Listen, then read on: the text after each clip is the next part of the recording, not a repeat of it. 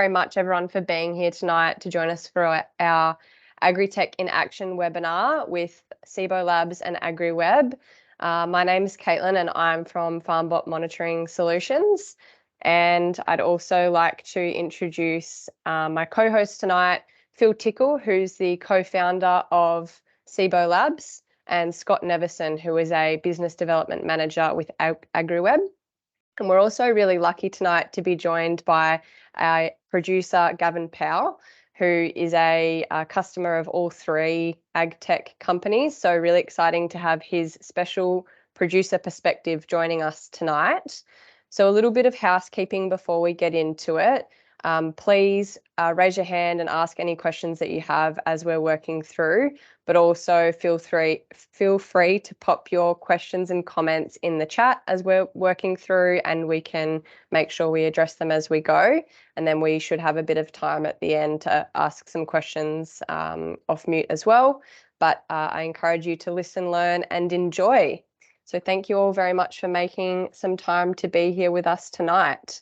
So first of all, we're going to look at Farmbot, and I'll take you through that myself. So to get into tonight, I'd like to start off by asking you all a question, which is, who can tell me what their water is doing right now?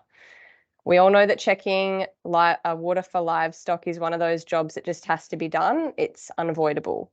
But we also know that leaks and burst pipes never happen when you're standing at your tank. And if it happens when you're not there, how do you know? What if we had a solution that could be monitoring your water remotely in near real time, where you would receive an alert to let you know if something is wrong, so you can fix a problem when you actually have a problem? Farmbot is Australia's leader in water monitoring solutions and helping solve these problems for over 4,000 operations across Australia. Farmbot gives you the ability to check your water remotely, saving you time and money on costly water runs, and provides peace of mind so you can get on with everything else that needs doing. So let's start the day by checking water from your phone or computer over a coffee in the morning. When you log into My Farmbot, this is the screen that you will land on with the map view of your farm and see your water points. It's a very simple traffic light system. Green means there's no alerts, everything's going well. Yellow means there's a warning which might be worth checking, and red means something critical is going on and needs attention. So now let's check a water tank. This one's currently at 92% capacity, and the blue line is the water level line and shows you how the tank is trending. The yellow and red lines are the depths at which alerts have been set by you, as you're in control of all of this. This example is over a 14-day period, and you can view this out to the last 48 hours or even out to the last 30 days. The top yellow line is a high-level alert, and the second yellow line is a low-level alert, and the red line at the bottom is a critical level alert.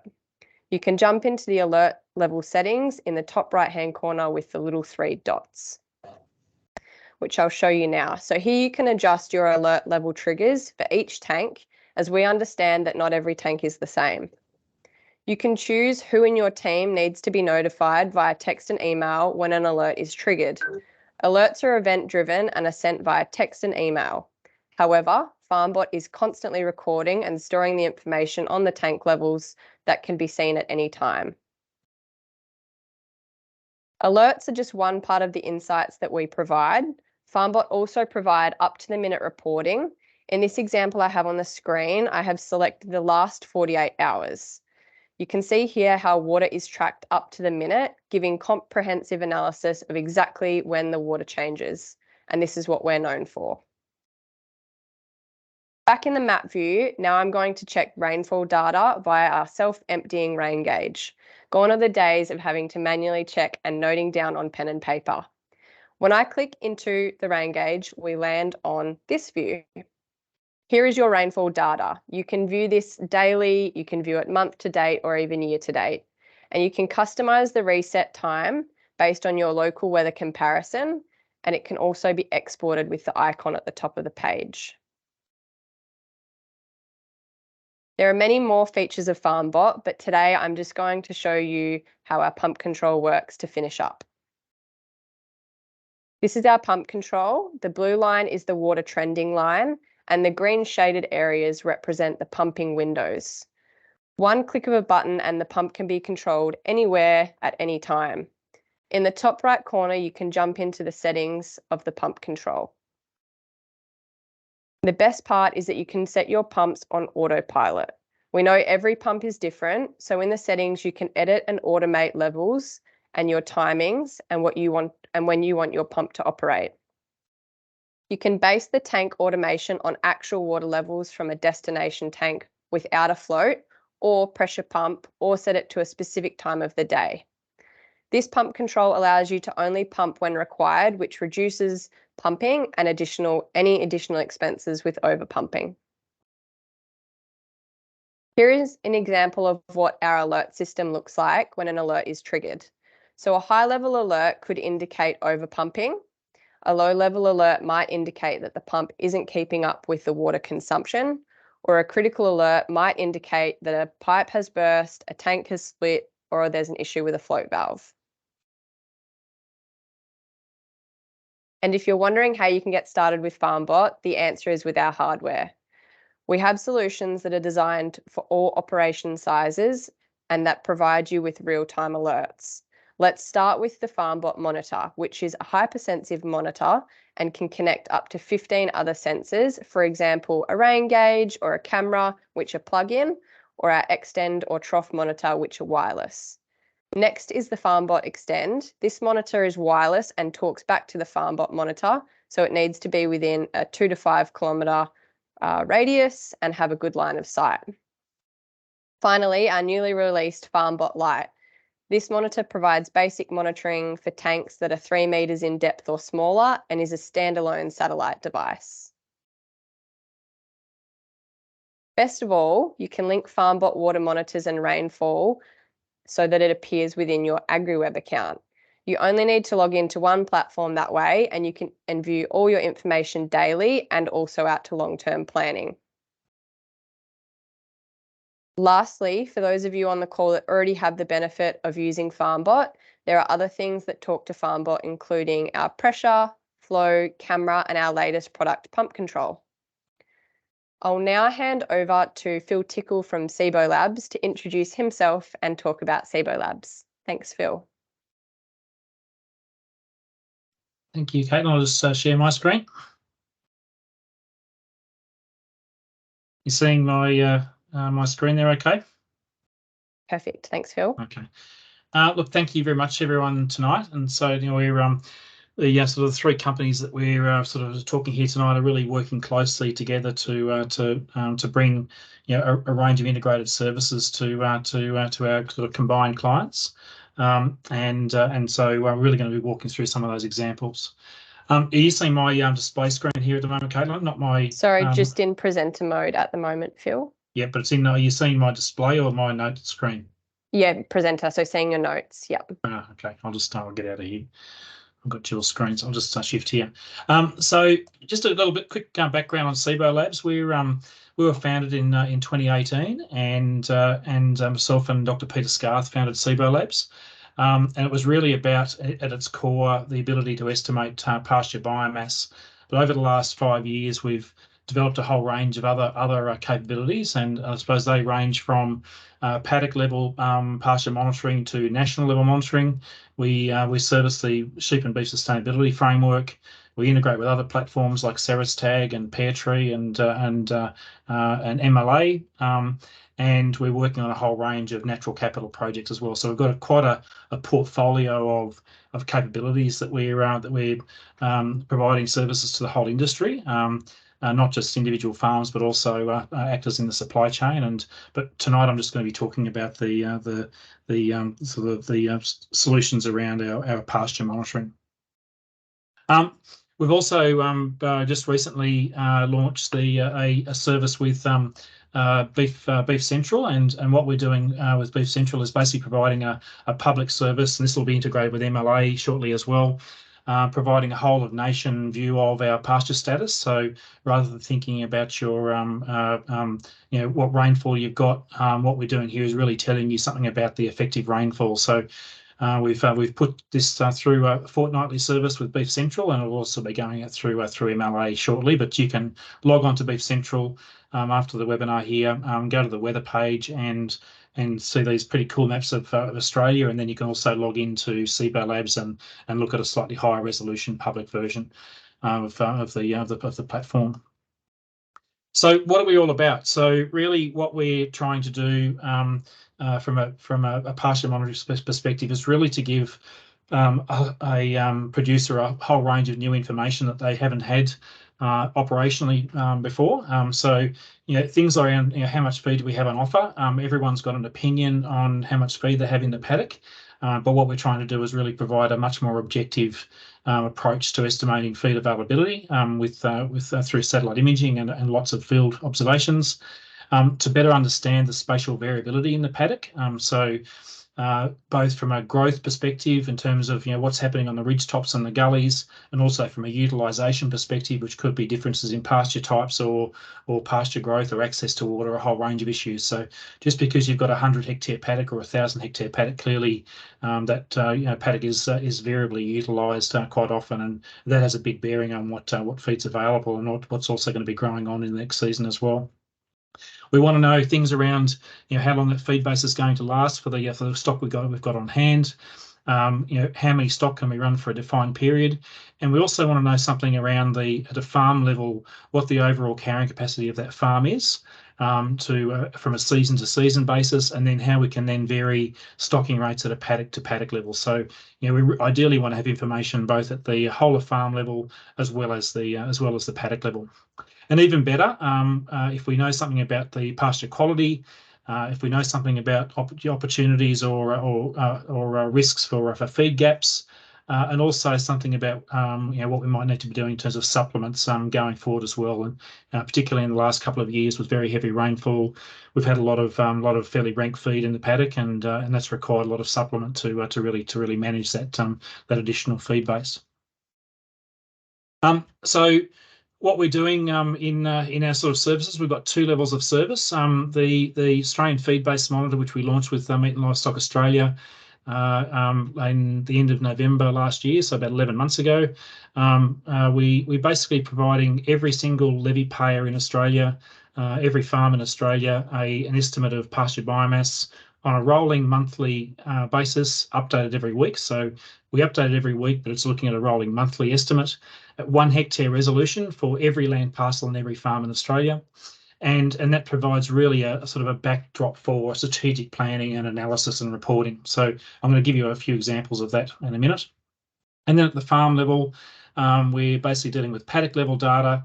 We go from 1 hectare resolution rolling monthly estimates to 10-metre resolution weekly data. And then we're providing more information around not just the total feed base, but also the fractional cover, which is sort of measures of pasture quality. And that's updated basically every week.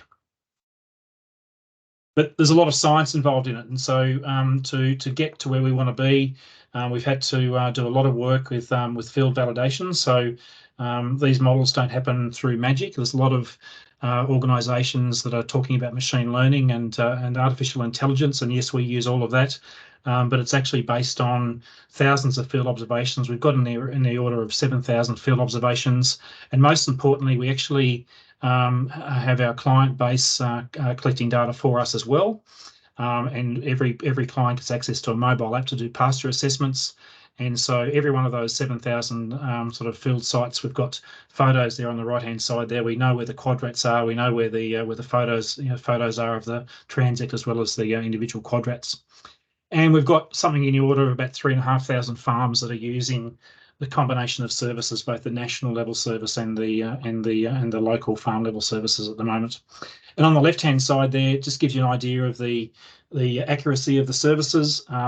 We're currently operating at about between 10 and 20% median absolute error. So if you've got a 2,000 kilogram per hectare feed base, we're basically giving you estimates within a couple of 100 kilos, which is basically of a similar level of order to the best level of field-based observation we can get. So that scatter plot on the left-hand side there is showing not just the prediction reliability, but also the little dots there are the accuracy or the precision of the field observations with the precision of the predicted estimates. So we're up to about 6,000 kilos. We've basically got very, very similar error to the field observations on the ground.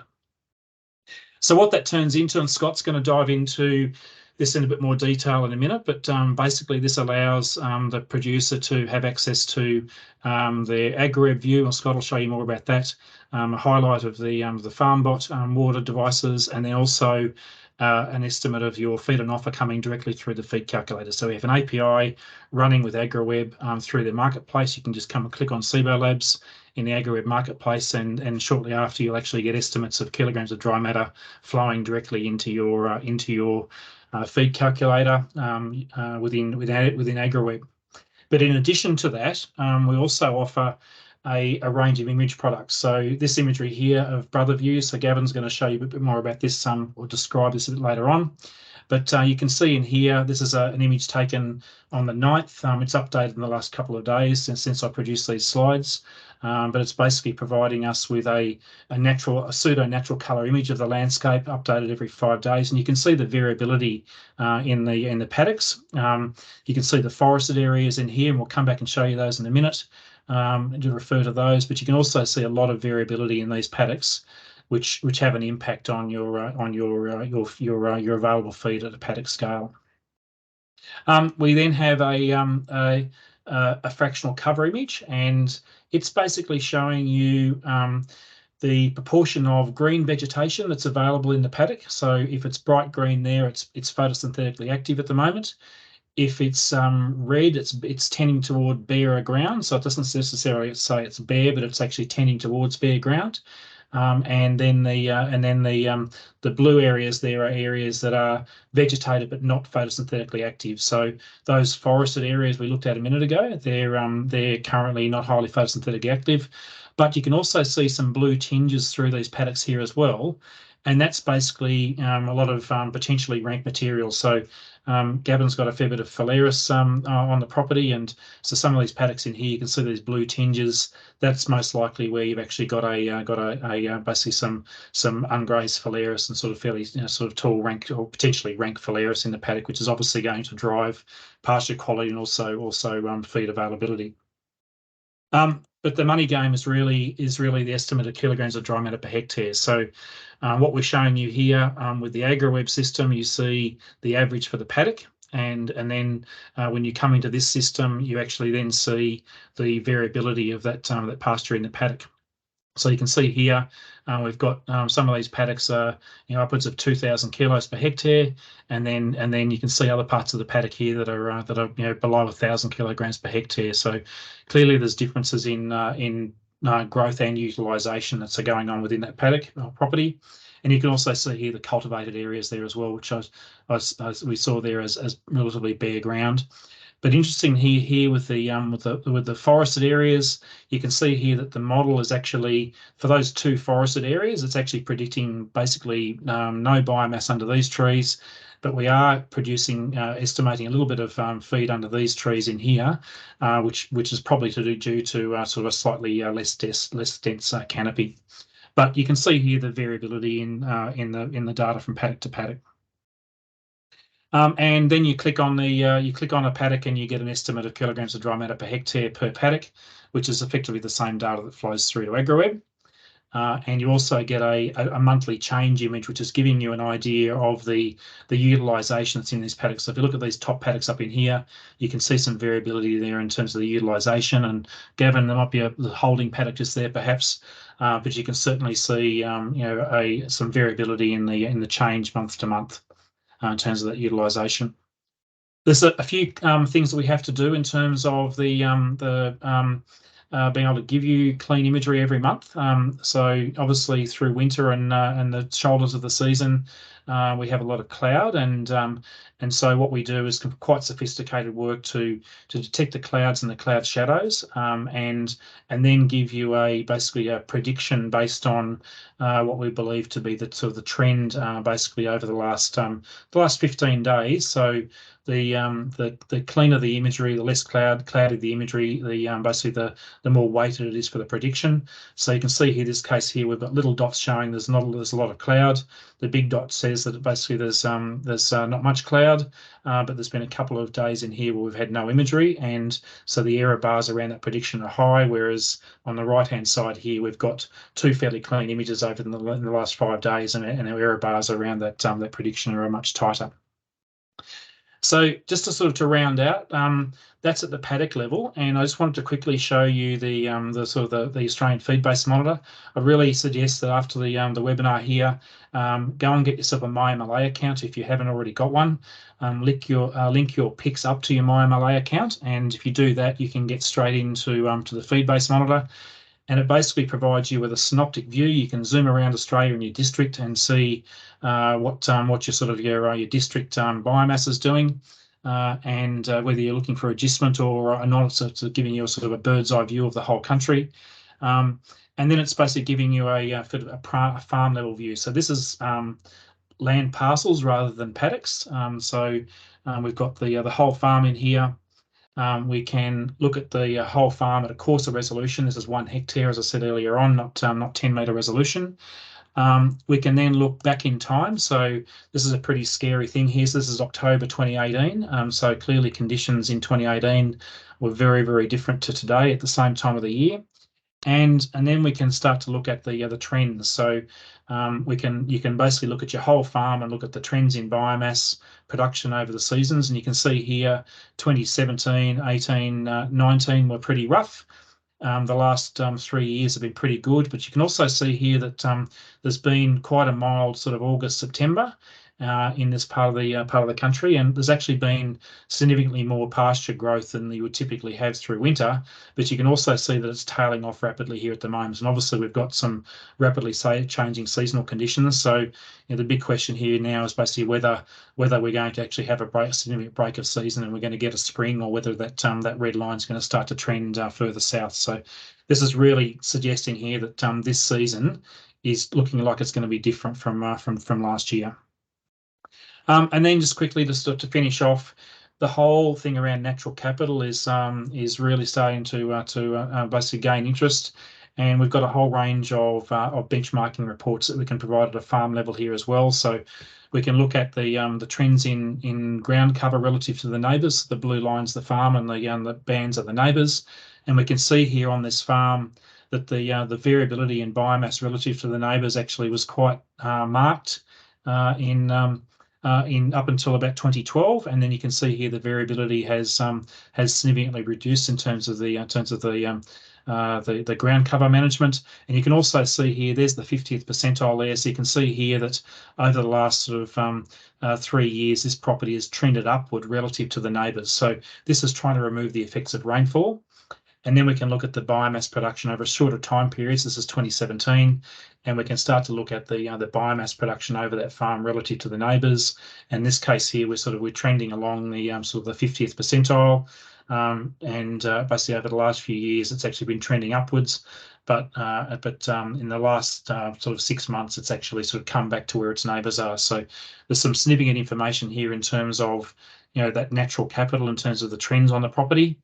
And then we can also look at the total pasture growth on the property as well. So these graphs in here on the bottom is showing you the annual production from July to June in terms of your kilos of biomass production. And you can see here the variability from season to season. So we've gone here from producing 2,500 kilos back in 2018 up to basically 4,000 kilos basically particularly in the last season. And you can also basically provide that sort of information spatially as well. So some really significant implications there in terms of things around not just your profitability, long-term carrying capacity, property valuation, and also things to do with natural capital and carbon as well. So I might finish it off there and hand over to you, Scott. Thanks, Phil. I'll go ahead and share my screen, just confirming Is that sharing? Awesome. Well, thank you everyone for your time this evening. I'd imagine the crowd online here is a combination of Farmbot, CiboLab, AgriWebb customers, maybe a bit of a mix. So I'm just going to share some anecdotes from my experience as an account manager here at AgriWebb, and very grateful to have Gavin on. And I'm sure we'll get some really great insights from his experience as a customer in just a minute.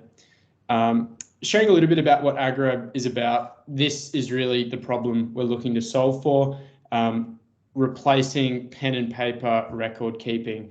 We've progressed as a business. We're 10 years old now. AgriWebb was founded in probably 2013, but really had a product 2014 onwards. And this was the core challenge we were looking to solve for. Digitizing record keeping. I think, Gavin, you mentioned you've lost a couple of notebooks over the times. I was talking with a producer earlier today who dropped their notebook in the trough, and that's all of their chemical record keeping gone. AgriWebb is a cloud-based software as a service platform available online, offline, that really aims to capture data so that you can't lose it, it's shared, and that it's all stored for the longevity. So really that's what we've looked to do as a business, is digitize and simplify record keeping. We've gone away and developed a whole lot of more features and tools and things like this to allow farmers to gain more insights from their data. First and foremostly, we try and capture information in a simple and visual format. On the mobile app there, we have a Google Map overlay, all paddocks, pastures, livestock, mobs, any withholding periods are clearly visualized, any spray records are clearly visualized. You can see tasks, you can see what's happened recently, you can gain full histories on exactly what's happened on farm. And then we use that web application typically to review any information at the end of, say, a week period, a month period, fiscal period, really just to look back on the information that's captured. I'm sure Gavin may be able to attest to this, but the web application is something that is referred to at a later stage in the AgriWebb journey to make sense of the insights that is gained from the data on AgriWebb. Probably 80% of our customers only use the mobile app. To talk a little bit about the customers that we have approximately, I think it's ticked over to about 22 or 20 million animals under management in the lifetime of AgriWebb, which is really, really impressive. 7,000 plus farmers.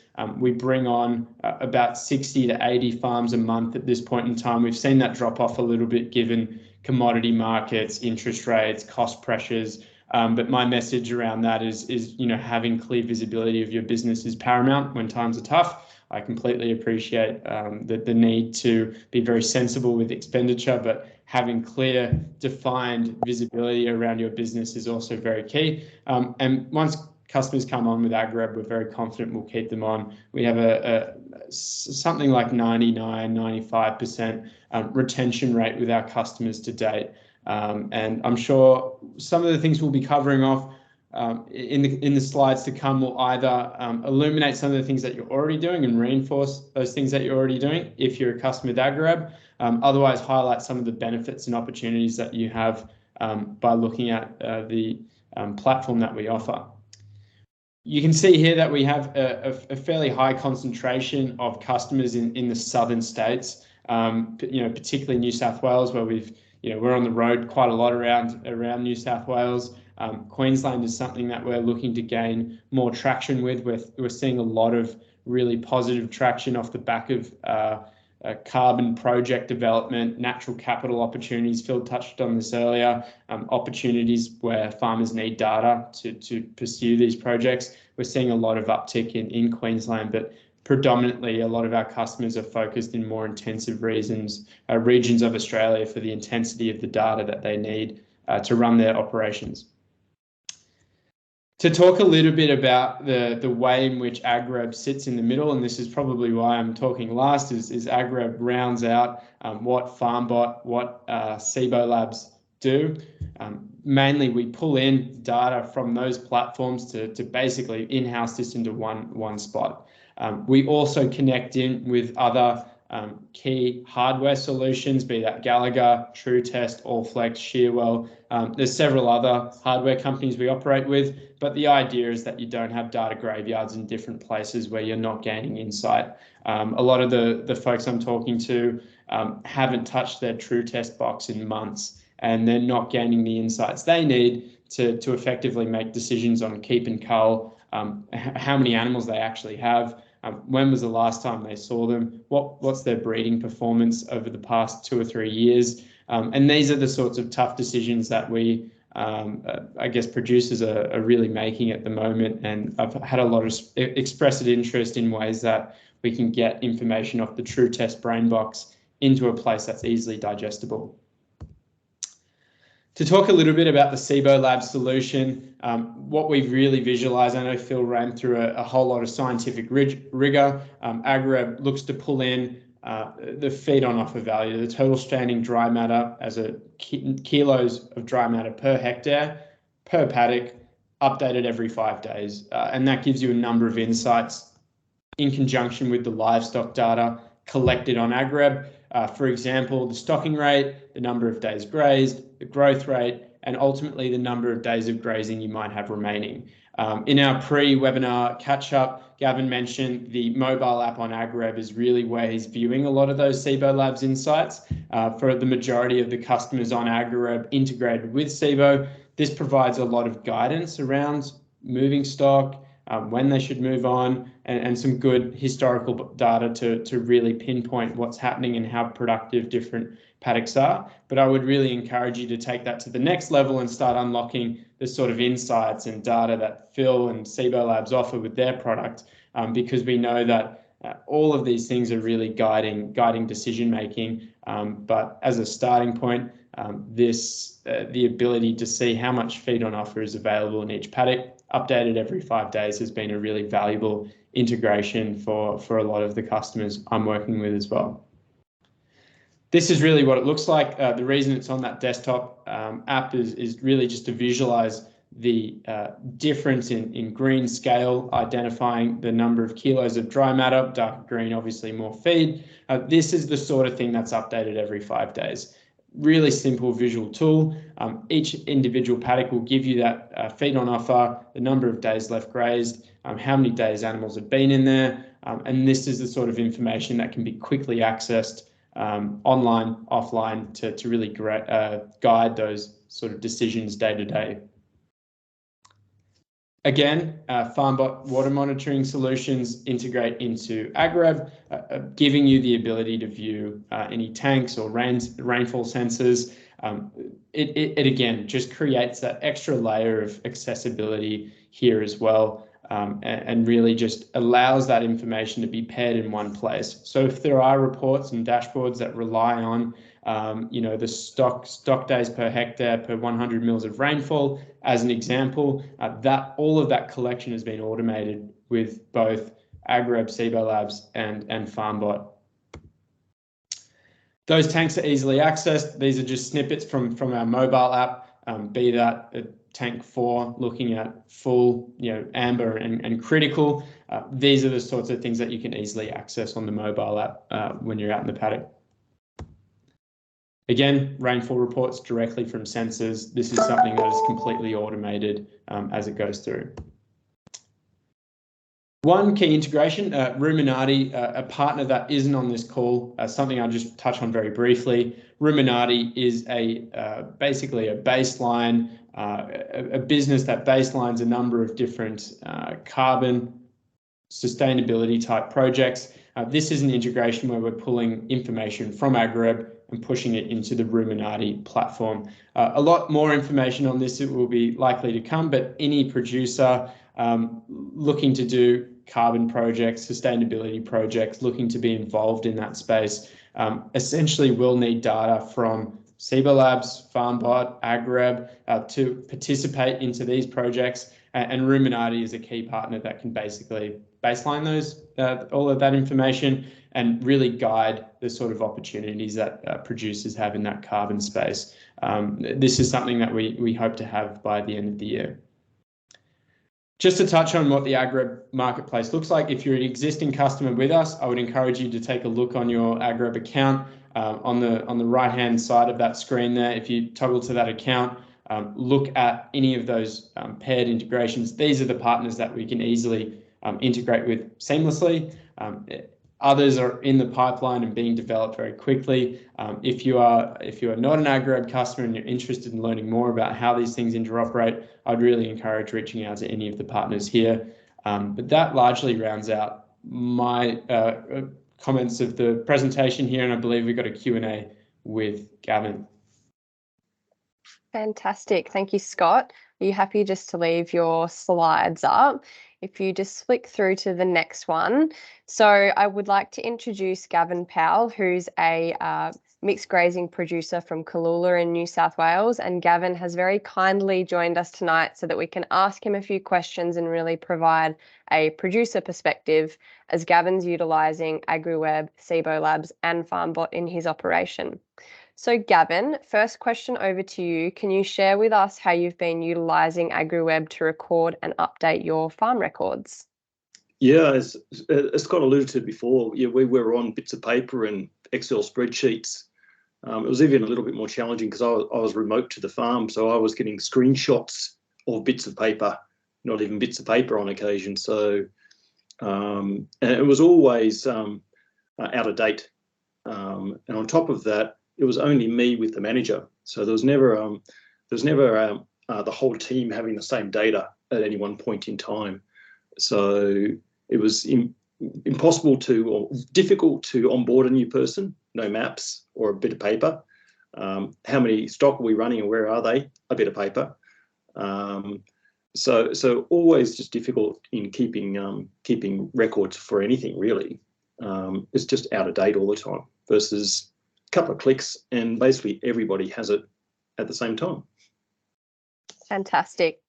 And can you share with us how you've been using CiboLabs to make decisions around your feed management and also your grazing rotations in your business? Yeah, and I think we're relatively new. We haven't been involved in a lot of the trials for CiboLabs, but when I saw it announced, we sort of quite quickly hopped on board and got it linked up to our AgriWebb. We actively move our stock around the place, but getting the data back on how much feed's in a paddock, and you can think about a ewe lambing situation. If you're going to drop ewes into a paddock for 6 weeks, you can now go, instead of that paddock's going to handle them for only 3 weeks, you can have certain by adjusting your numbers and go, it's going to handle them for 6 weeks, but I need to only put 80 in there or 100 in there. So that ability to work out the amount of feed, not just visually, but actually with some data, really helps in the decision making. We had some further engagement with Phil, and some of the pieces that you saw earlier around the trending of data for our feed on farm is leading us to think about, well, how many stock should we be carrying? And are we going to have the question that was asked before, are we going to have a change in season to be able to continue to carry our stock over the spring, or do we need to make some further changes to what we're actually carrying on our property? And how do you find that can add a level of confidence to the decisions that you're making, sort of moving away from reactive decision making to a more proactive and, I guess, predictive approach? I think we're not quite into the predictive of how much food we're going to have, but having a clear handle on how much you have right now, you can start working out on how many grazing days you have in front of you with the current stock you have at hand. That is key, because you then can either run those down, run them up, buy feed in. You can start making some real decisions with real data rather than guesstimating what you need to do. If you overlay that with what rainfall you have and soil moisture, you can get just a little bit more predictive knowing your country. But it's invaluable, particularly if we're going to get a little drier. In making some of those decisions earlier, if you know you've only got 90 days worth of feed or 120 days of feed, you can start tweaking your numbers quite early and potentially before the market starts moving around. Maybe not in the current case for sheep and cattle prices, but you do have some of those options at hand. Yeah, fantastic. And when you started to look at implementing Farmbot into your operation, what was your sort of key driver or motivation to change? It was really around, we've got 3 pumping systems or groups of tanks with a number of troughs on them. So 30 plus tanks across, 30 plus troughs across the farm. We didn't need to generally go check all those. We're checking the tanks regularly, but not getting to each of the troughs. But the big piece was around the alert piece. Like everybody, we're time poor. We're looking for alerts to go do something rather than having to spend time to go check something. So the Farmbot piece really gave us a high degree of comfort that our watering system for our stock was okay. So we're not now allocating half a day or a day to go check things. It's we go check when there's an issue. Gives us back time to spend with our animals, with our pastures, with our people, whatever it might be. So a big time saver in many respects. Definitely. And what sort of key technology would you recommend is worth implementing in preparation for a drought? I guess I got a bit of a bias for you because I've already got all 3 of you guys on my phone. But the big piece about, in my mind, is water and food. And the pieces around, if we're going to be in a drought situation where you have generally, either you're going to decrease the number of your animals if you've got, or you're going to go feed the ones you have, you become even more time poor. So being able to calculate how many animals you can handle on your farm and manage their water, if you're putting them into an enclosure lot or into a more pressurized system for that water, is sort of critical. We can't have animals going thirsty at any point in time from an animal health point of view, but just for a performance point of view. So getting those pieces of data to run your business is critical. And I guess one of the big pieces in my mind was now being able to get it all in one place. I don't have to go and log into 3 different applications or sit at my computer. I can do it in the yard, so I can do it on my quad bike, I can do it in my ute. And any of my team members can also do it. They get the same information. Yep, which is fantastic for that communication when you're working with a team.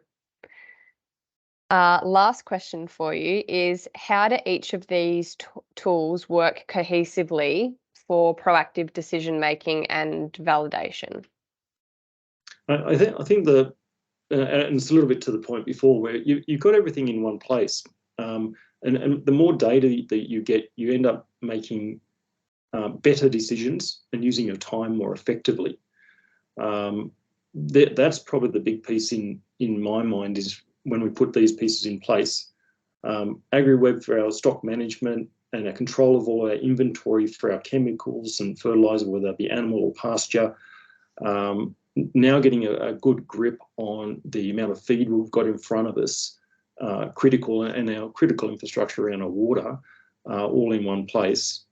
We can allocate our time and our stock and equally keep ourselves safe from call it a chemical audit, or any sale issues in selling animals with a withhold period on them.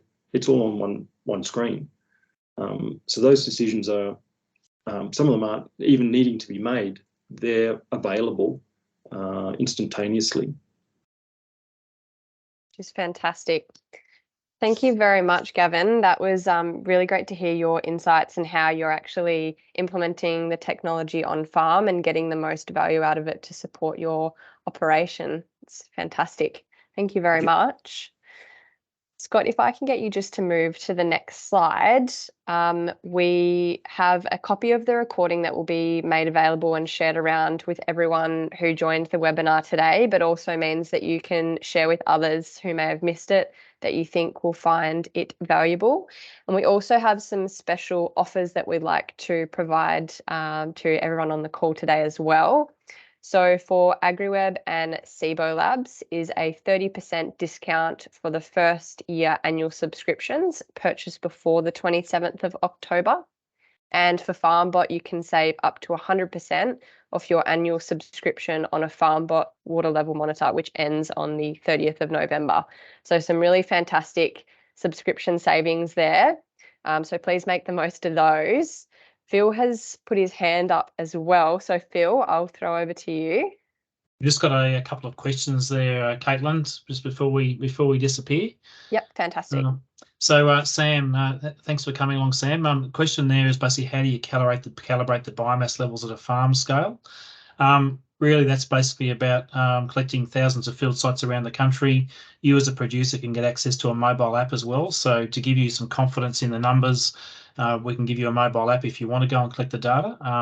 But the novelty wears off with most producers pretty quickly. And then we use that field observation with on-farm data to develop machine learning models, basically with the satellite imagery. So the satellite image's got lots of different spectral bands that give us information around leaf moisture content, leaf chlorophyll content, cell structure, soil color, other factors, and then we use that to calibrate the data directly from the field observations. And there's a question there for you, Scott, around AgWorld, I think. I'm just pulling up the Q&A now. That's good. Okay, nice. Do we integrate with AgWorld? Whilst that's definitely a popular question, it is not something that we have currently done. It's something that we've definitely considered. Just to talk to the integrations that are in the pipeline more generally, accounting software has been a big request. AgWorld has been a big request. Those carbon project baselining type companies has also been a big request as well. But at this point in time, AgWorld is not a current integration available. In that instance, how that might work is that you get the recos from your agronomist in AgWorld, and I know that may be a free subscription, I could be wrong, or a paid subscription, and those recommendations are then actioned in AgriWebb, be that a spray, a fertilization record, and that is then captured and actioned in AgriWebb. It would really be a case of scoping out what those integrations look like. Is it the recommendations? Is it the withholdings? Those are the sorts of things that we would look to explore further. Also got another question here from Matt. Sorry, I missed this one, Matt. Once you have the CIBO biomass calibrations on farm, can you see the accuracy of the samples? So I provided you basically with on the one of those plots, sort of the slides, a sort of a scatter plot. So we do look at the basically the improvement of the model over time. And also you get your data back. So any data that you collect with our mobile app, you actually, a few minutes after you upload it, we get a copy of it, and you get a copy of that data. And also importantly, you effectively own the data that you collect, and we ask that we have the effectively the rights to use it for model calibration, but we certainly don't pass it on to anyone else. And then with the Servo 123 app, effectively, if you log in or have people logging into the app with the same credentials, you can basically put all your data in one place, or we can set up with a bit of licensing. We can set up some other dashboard arrangements as well. But typically, on a farm, we get the users to basically log in with the same account, and then it all ends up in one place. I do have one question for Gavin. I think the Q&A was really a good promotion for us, but I'd love to hear your thoughts and live feedback on, maybe this will encourage some comments in the Q&A. What is it that you'd like to see AgriWebb do better? That could be the partnership group. What is it that you've envisaged being, the best path forward and the next step in the evolution of this sort of stuff? Now, I guess, and we have shared some of this feedback with AgriWebb and Farmbot. I think those organisations have been very receptive to feedback or new ideas. And some of those pieces we shared was about variable rate DSE. So I think some of those pieces, I think in a previous or a piece we talked a bit about with Phil was actually about that predictive piece for pasture. Very, very difficult for estimating future pasture growth. That adds a different level of decision making. To calculate that, clearly an enormous amount of input and challenging, but that just gives you a range of predicted pasture and then clearly leads you to other decisions. So those sorts of developments, I think, would be fantastic. But I have found the engagement and the response to questions or comments about the platforms being very, very helpful. I guess even some of those pieces are potentially being implemented. So if you have new ideas, I guess that you want a platform that is willing to engage and really take on user feedback. And I found that to be very, very helpful with the three platforms that we're using here. Yes, Gavin. Just a quick note on the pasture growth side of things and the forecasting. We've got a very exciting project that we've recently commenced in the last 6 months with AgriWebb, Flint Pro, Food Agility CRC, and a number of university partners called ForageCaster. So if you Google ForageCaster, you'll see it. You'll see it. But that's a sort of 3-year project to really look at how we downscale the weather forecasts and then effectively drive our estimates of pasture biomass into a pasture growth model. It's also got a range of work going on around natural capital accounting and reporting there as well. So it suggests that the people here on the call keep an eye out for the ForageCaster, and there'll be new information coming as we develop it.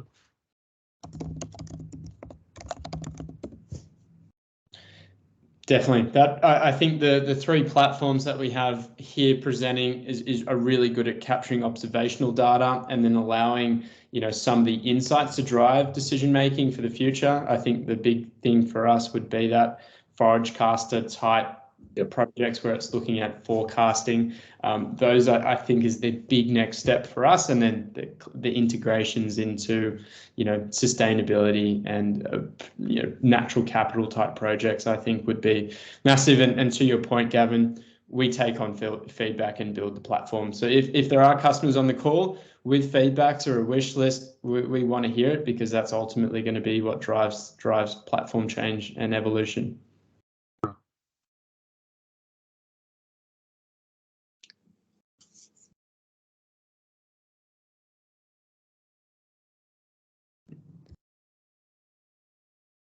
No more questions by the looks of it.